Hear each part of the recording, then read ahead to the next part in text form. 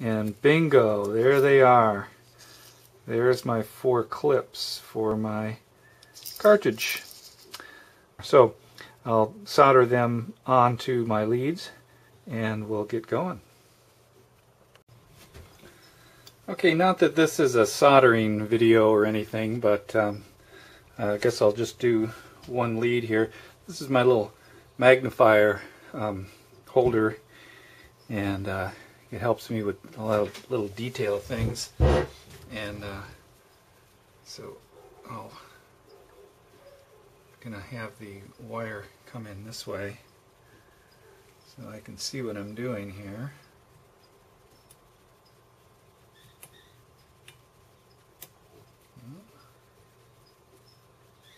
Hold it in place here, there. And let's see. First of all, we want to tin the connector. So we'll just pick up a little solder and just lay a little kind of lay over that there to accept the wire.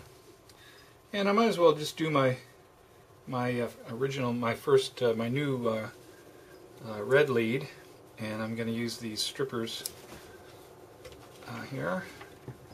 Now, of course, this is such fine wire that my strippers don't have a small enough hole.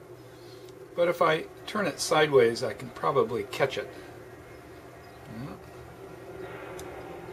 If I turn it sideways, I can probably catch it. Well, got it started. There we go. The important thing is never to nick the wire. Now this wire here is stranded.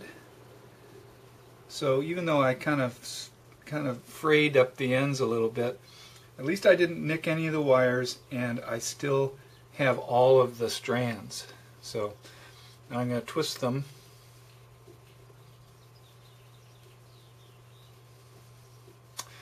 And then we're going to tin them. I need 3 hands, of course. So I'm going to let my little snippers be my 3rd hand. And pick up a little, clean off my tip. Pick up a little solder and tin this wire. The purpose of that is that now I've got solder on the wire and I have solder on the connector, and when I put the heat, connect the two and just apply a little heat, then the solder just runs together and we're done. So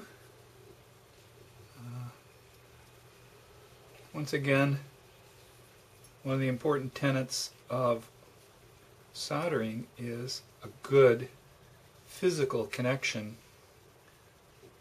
So I've put it through. I'm going to bend it around once, maybe twice.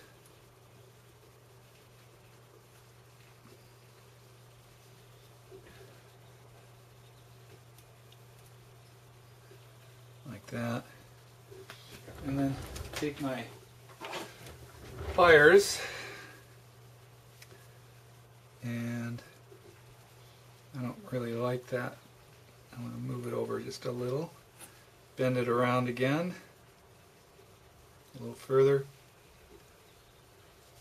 and without burning myself here,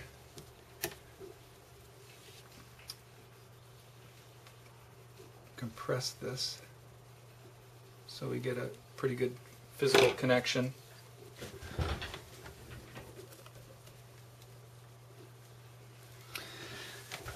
And clean our lead, our soldering head, and put a dash of solder on there, and then it's just a matter of touching it and letting it flow.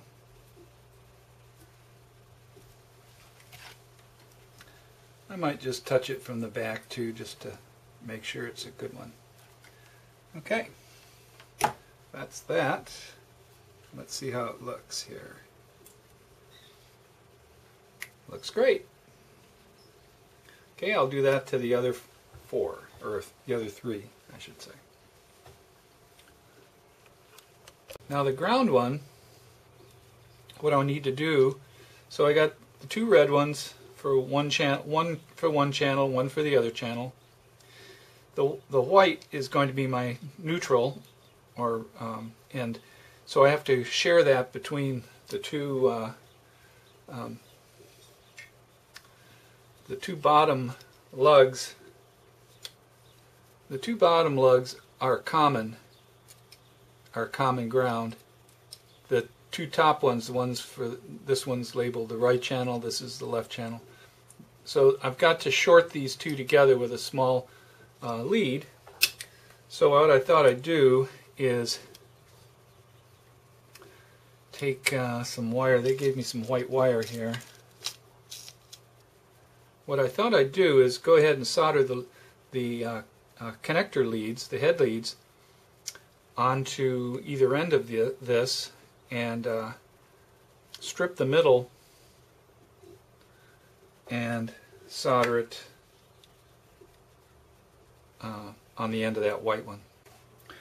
I was able to strip this in the middle and at the 2 ends, and just to be cool, I'm going to slide this piece of shrink tubing on here,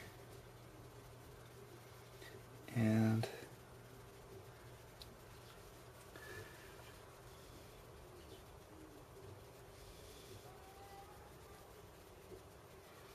then when we're done with the soldering, I'll slide it back up and shrink it.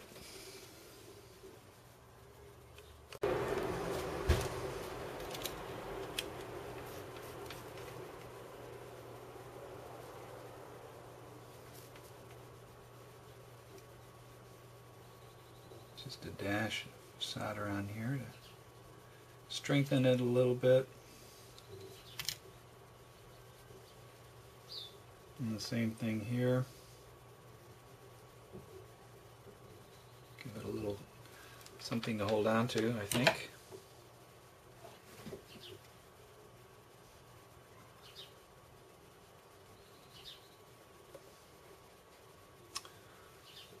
Put it together.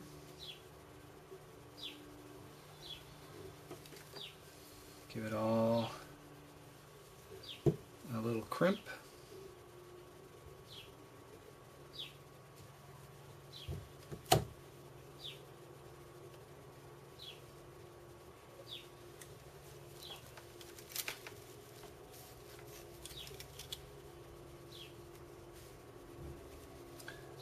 And here we go.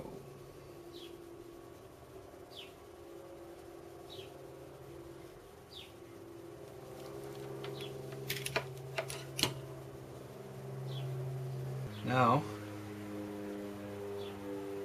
we got our 2 leads that we can solder, and I'm going to slide the shrink tubing up to protect this whole system like that.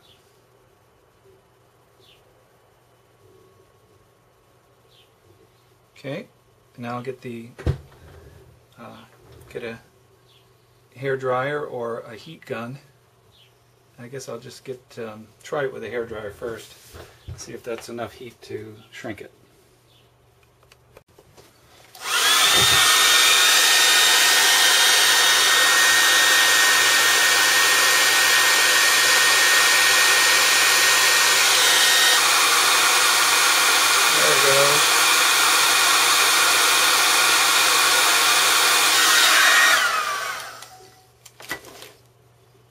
There it is, all shrunk on there.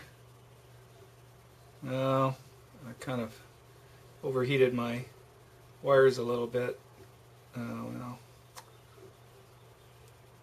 Oh well. It's better than it was. Okay, so now I gotta attach the other 2 leads to this, to these.